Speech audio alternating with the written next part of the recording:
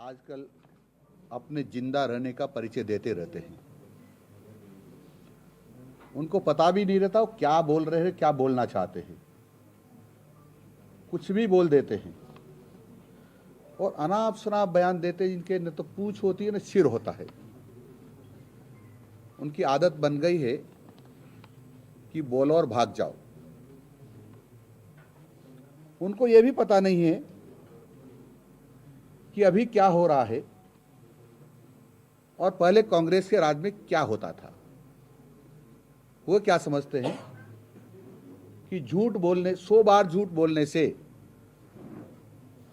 जनता उसको सच मान लेती है। पर पुराने जमाने की बातें हो गई है कि झूठ बोलकर भागना चाहते हैं और राजस्थान की जनता को बेवकूफ समझते हैं कि हम जो भी कह देंगे वो मान लेंगे। ऐसा नहीं है। राजस्थान की जनता बहुत समझदार हो गई है, इनसे ज़्यादा समझती है और सोच समझकर निर्णय करती है। इसीलिए तो आपने देखा होगा अभी उपचुनाव हुआ जो 7 में से कितने नंबर आए? 1। अब 7 में से 1 नंबर आया तो पास थोड़ी होते हैं, हो गए फेल। अब वो फेल की कसम कस है उनके और इसलिए कुछ भी कहते रहते हैं। इनको पता भी नहीं है कि इन्होंने इनके लोगों ने, इनकी पार्टी के लोगों ने, इनके मिलने वालों ने पेपर लीक में कितने करोड़ रुपए खाया है, कितने छात्रों का भविष्य अंधकार में किया है, कितनी लूटपाट की है। अब बिल्ली हज करने को जा रही है। मित्रों, आप सबको पता होगा कांग्रेस सरकार में साइबर चोर डकैत कितने थे।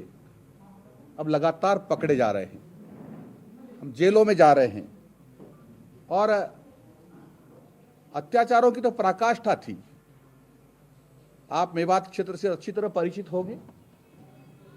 किसी भी गुंडे, बदमाश, बलात्कारी के खिलाफ कोई कार्रवाई नहीं होती थी, बल्कि कांग्रेस के माननीय विधायक, माननीय मंत्री उनको संरक्षण देने के लिए खड़े हो जाते थे। अरबों रुपए वहां ठगते थे। सैकड़ों बच्चों के साथ बलात्कार होता था, हत्याएं हो जाती थी। अधिकांश की तो रिपोर्ट दर्ज ही नहीं होती थी क्योंकि कांग्रेस का राज था, इसलिए रिपोर्ट दर्ज नहीं होती थी। अभी भी कुछ लोगों से जाकर के पूछो पहले क्या होता था तो कहते थे हमको हमारी बच्चियों की सुरक्षा के लिए मेन गेट पर सोना पड़ता है,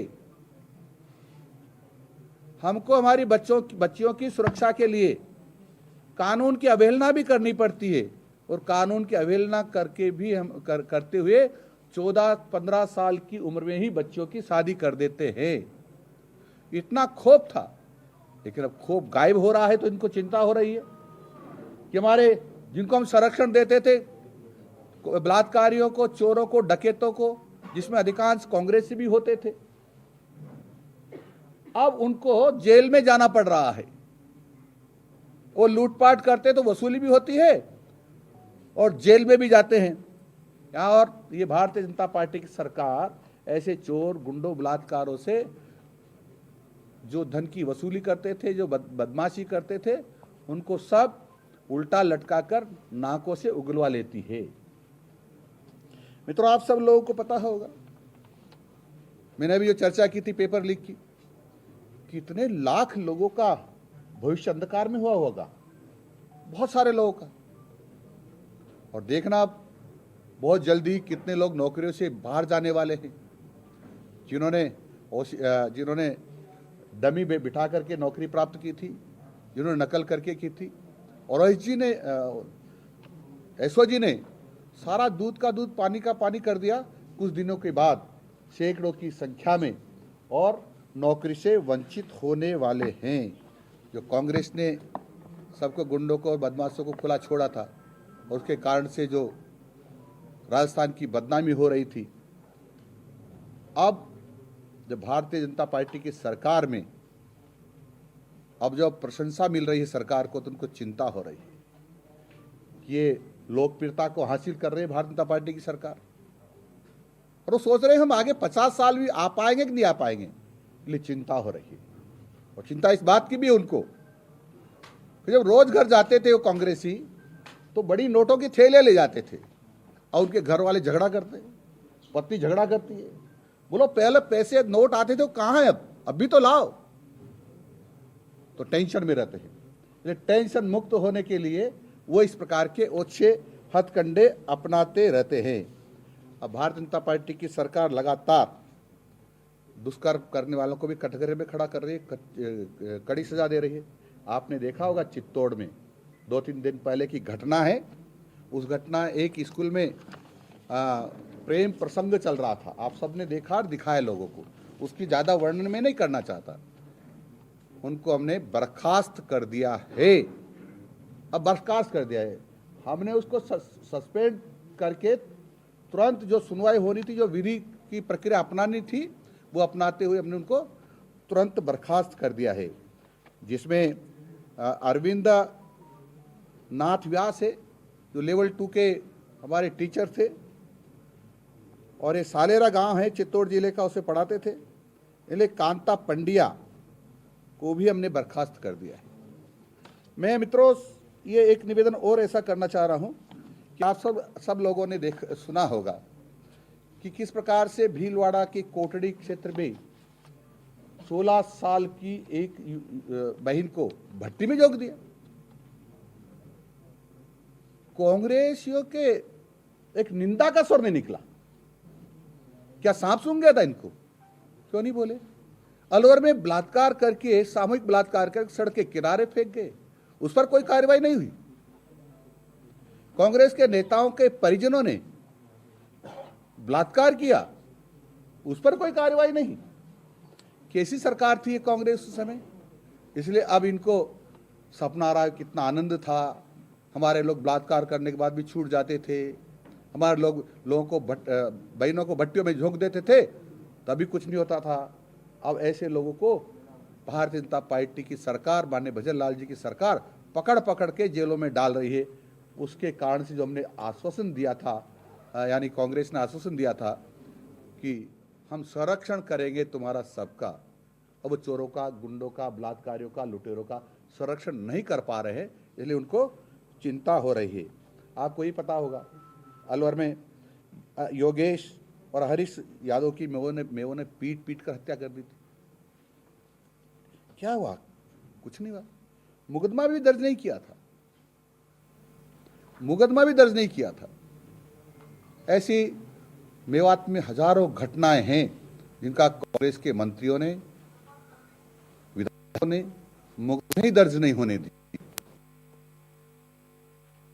आपको आश्वस्त करना चाहता हूं, ये भारतीय जनता पार्टी की सरकार है। गरीबों के, महिलाओं के,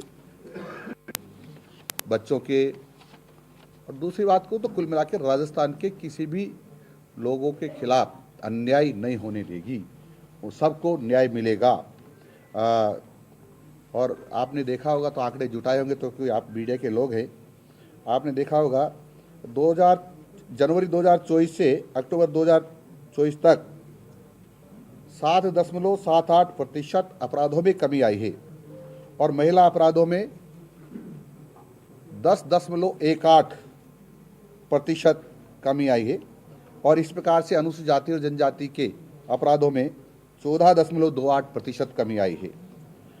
और आपको ये भी ध्यान होगा कि हमने शैक्षणिक संस्थाओं के आसपास लगभग 7,500 स्थानों पर CCTV कैमरे लगा दिए हैं, और उसके कारण से जो छोटी मोटी घटनाएं होती, अब उस कैमरों के डर के मारे से कोई भी नहीं कर पा रहा है। 9,700 आतंक अपराधी तथा 11,000 टॉप अपराधी, 11,000 तथा टॉप 10 अपराधी, और 3200 इनामी अपराधी, और 15,400 स्थायी वारंटी एवं 110 उद्घोषित अपराधियों को गिरफ्तार किया जा चुका है। हम चुन चुन करके अपराधियों को ढूंढ रहे हैं। राजस्थान की धरती पर कोई अपराधी स्वतंत्र नहीं रह पाएगा, कहीं न कहीं बंधन में कसेंगे उनको, ताकि आगे अपराध नहीं कर पाए। हम चाहते हैं कि हमारी बालिकाएं, बेटियां, बहनें, माताएं सब सुरक्षित रहे, और राजस्थान में उनका सम्मान हमारे लिए सर्वोपरि है। किसी भी प्रकार का कष्ट उनको ना हो, इसलिए माननीय भजन लाल जी की सरकार कटिबद्ध है।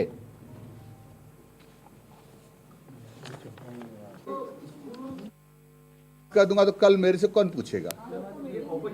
हाँ हाँ, उनका सही है,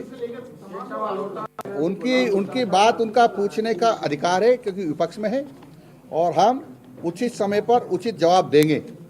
उचित सच्चाई ये है, उचित समय पर बताएंगे आपको, आप चिंता न करें।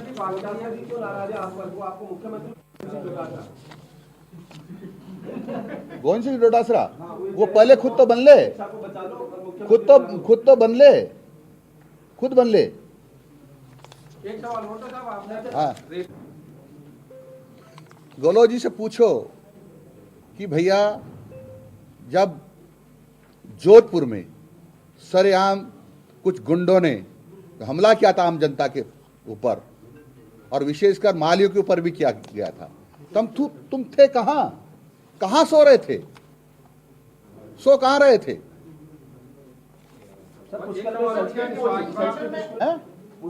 अजमेर में उर्दू स्कूलें बंद कर दी आपने और संस्कृत स्कूलें चालू कर दी उनकी जगह, पढ़ो। हम बताएंगे, उचित समय पर उचित जवाब देंगे। कोचिंग सेंटर में लगातार